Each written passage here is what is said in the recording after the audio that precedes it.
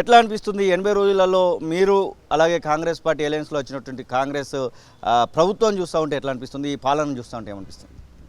మీరే చెప్పాలి. ఎట్లా అనిపిస్తుంది అంటే పాత్రికేయులకు అర్థమవుతుంది, ప్రజలకు అర్థమవుతుంది, చూసే పరిణామాలను బట్టి అర్థమవుతుంది. మీకైతే బాగా బెటర్ జడ్జెస్ మీరైతే. సరే, మాకున్న అవగాహన మేరకు ఏంటంటే కొద్దిగా రిలాక్సేషన్ వచ్చింది. ముందు అన్నీ ఒకసారి అద్భుతాలు జరుగుతాయా లేదా అనేది కాదు, కానీ ఒక స్వేచ్ఛతో వ్యక్తం చేస్తున్నారు భావాలు. ఏదైనా ఇబ్బంది ఉంటే మాట్లాడుతున్నారు.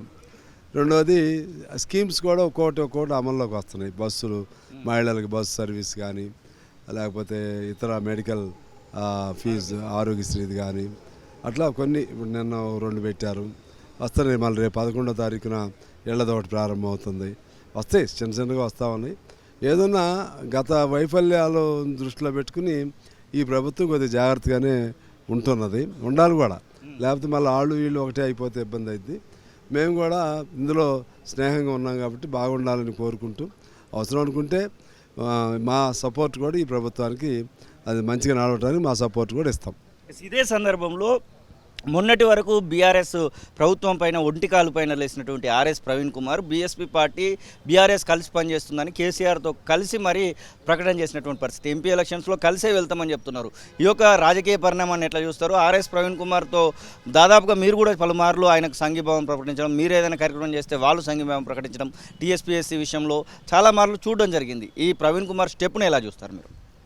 సరే, ఎవరి పార్టీగా వాళ్ళకి స్వేచ్ఛ ఉంటుంది, కానీ వాళ్ళిద్దరు కలయిక అనేది అర్థం కావట్లేదు. మొన్నే కదా అసెంబ్లీ ఎన్నికలు జరిగినాయి. పొత్తులు మారుతూ ఉంటారు, కానీ ఆ రెండింటికి పూర్తిగా వైరుధ్యమైన భావజాలం ఉంది. కలవడానికి మినిమం ప్రాతిపదిక లేదు. అందులో బీజేపీ రీజన్ చెప్తున్నాడు ప్రవీణ్ కుమార్ గారు. బీజేపీతో డైరెక్ట్గా ఇండైరెక్ట్గా బీఆర్ఎస్కి పొత్తు ఉంది, అది ఇక దాగని సత్యం. అందుకని బీజేపీ పేరు చెప్పి కలవటం అనేది కరెక్ట్ కాదు.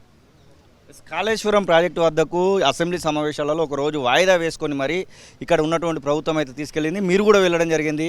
కాళేశ్వరం ప్రాజెక్టు పైన ఒక రాద్ధాంతం చేస్తున్నారు. కేవలం 3 పిల్లలు మాత్రమే కుంగిపోయి ఉంటే దాన్ని పట్టుకొని కాళేశ్వరం పనికిరాదు అనేటువంటి ఒక భయాందోళన క్రియేట్ చేస్తున్నారు. రైతులకు నీళ్ళు ఇవ్వాల్సినటువంటి అవసరం ఉంది, ఇంకా కూలిపోయే విధంగా ఒక ఆలోచన చేస్తుంది ఈ ప్రభుత్వం అని మాట్లాడుతున్నారు. మీరు అక్కడికి వెళ్ళారు, చూశారు. నిజంగానే అలాంటి పరిస్థితి ఉందా? నీళ్ళు ఇవ్వడానికి అవకాశం ఉందా అక్కడ? మీ అంచనా మేరకు, మీరు ఒక ఇంజనీర్ కాకపోయినప్పటికీ కూడా ఒక అంచనా మాత్రం వేయగలుగుతారు. కూలింది అయితే వాస్తవమే కదా. కూలిన ప్రాజెక్టులు ఏదున్నా కానీ చిన్న కంత పడ్డా సరే నీళ్లు కదా, అది నీళ్లు చిన్న కంత అంతటితో ఆగదు కదా, మొత్తమే ముంచేస్తుంది, మునిగిపోయిద్ది. అది అందుకని ఏదో చిన్న విషయంలాగా చెప్పడం అనేది కరెక్ట్ కాదు. అందులో ఒకళ్ళేమో ఒక పిల్లరే కూలింది అంటాడు, ఒకళ్ళేమో 3 అంటాడు, ఇంకోళ్ళు ఇంకో రకరకాలు చెప్తున్నారు. అది వాళ్ళు దీన్ని ఎంత ఆ ఇష్యూని ఎంత చిన్న ఇష్యూగా చేయాలన్న కూడా సాధ్యం కాదు. ఎందుకంటే మీ కాలంలోనే కదా కూలింది అయ్యి. దీన్ని ఇప్పుడు ఎలా చేయాలనే దానికి సలహాలు ఇవ్వాలి తప్పితే రాద్ధాంతం చేస్తున్నారు, ఇంకేదో అవుతుంది అనేది కరెక్ట్ కాదు. నిపుణులు ఏది చెప్తే అది వినాలి. నిపుణులు చెప్పకుండా మీరే దాన్ని ఫిల్ చేయవచ్చు. ఇప్పుడు చేసే ఆ తెప్పలు వచ్చినాయి, మీరు సొంతంగా చేసే మీ పద్ధతి ప్రకారంగా ఏదో అడవాడికి చేస్తే మళ్ళీ అదే తెప్పలు వస్తాయి. అందువల్ల మీరు చెప్పేది అది కరెక్ట్ కాదు. వీళ్ళు చెప్పొద్దు, వాళ్ళు చెప్పొద్దు. నిపుణులు కమిటీ చేశారు కదా, ఆ నిపుణుల కమిటీని ఒత్తిడి చేద్దాం.